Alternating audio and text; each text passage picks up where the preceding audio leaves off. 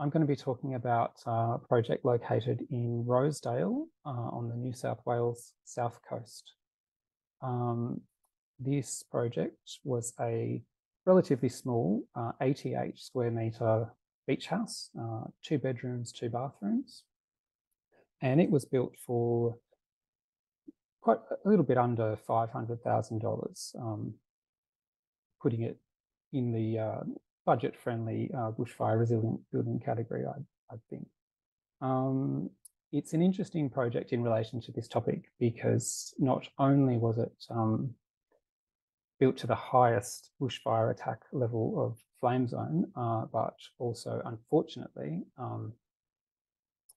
it was subjected to a bushfire and put to the test during the 2019-2020 bushfires on the New South Wales south coast.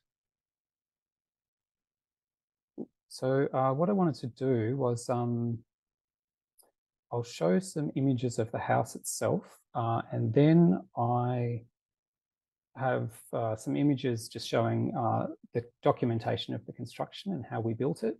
And then last of all, I'll just finish with some images that were taken the next morning after the bushfires, just as a reference to how it held up. So this was the frontage of the house, which was deliberately a very enclosed elevation with quite small windows, but that was intentional. That wasn't because of the bushfire requirements.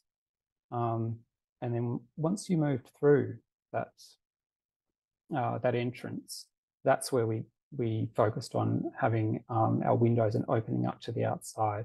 So there's no reason that you can't use like large expanses of glass in these even budget-friendly bushfire resilient homes. So we ended up with, this was about 2.4 metre high by about 9 metres wide of glazing on that elevation facing the view. So it's more about just choosing where you want the glazing to go. This was the site when we first arrived and were introduced to the project, which I just wanted to show first. And next, I'll show this image of the site once it was prepared as an asset protection zone. So that was required in order to, because we were in flame zone, we also used a bushfire consultant, and they required that the whole site be maintained as an asset protection zone, what's called an inner protection area, which requires virtually clearing of all the undergrowth and some but not all of the trees.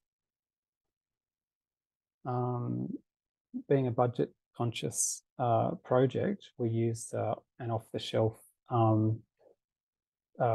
steel pier and bearer and joist system. This one was from Spantech, which they are cost effective and they go up very fast, and it was a very simple floor. And on top of that, it was pretty much a standard timber frame construction. All of the structures timber, except for a few bits of steel used to achieve some of the larger spans. This next image is quite good because it shows the flame zone roof construction that was required, which allowed us to use a timber framed roof, but on top of the timber rafters, we were required to use tongue and groove plywood, and then you can build your battens and steel framed roof on top of that.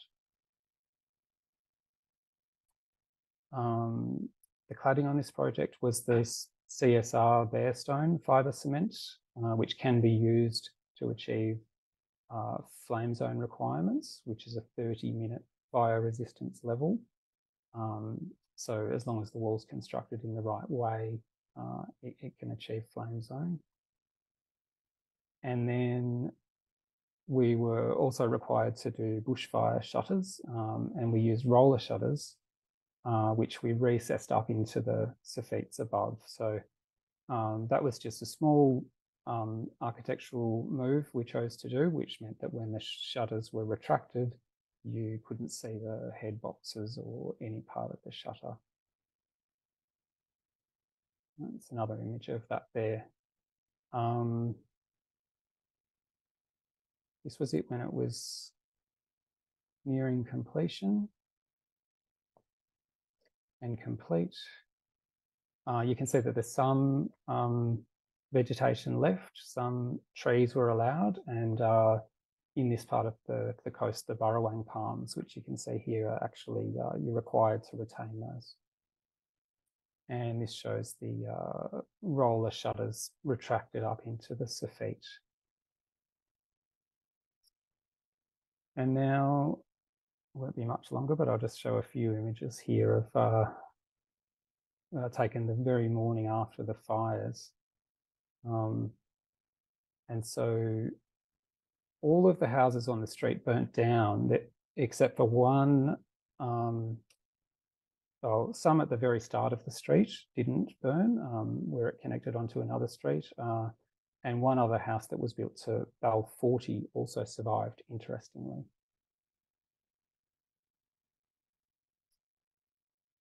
So fortunately, the owners were able to put the shutters down before they left the week before. It looks, the landscape's quite different following the fires. All of the undergrowth went. Some of the trees have recovered, but not all.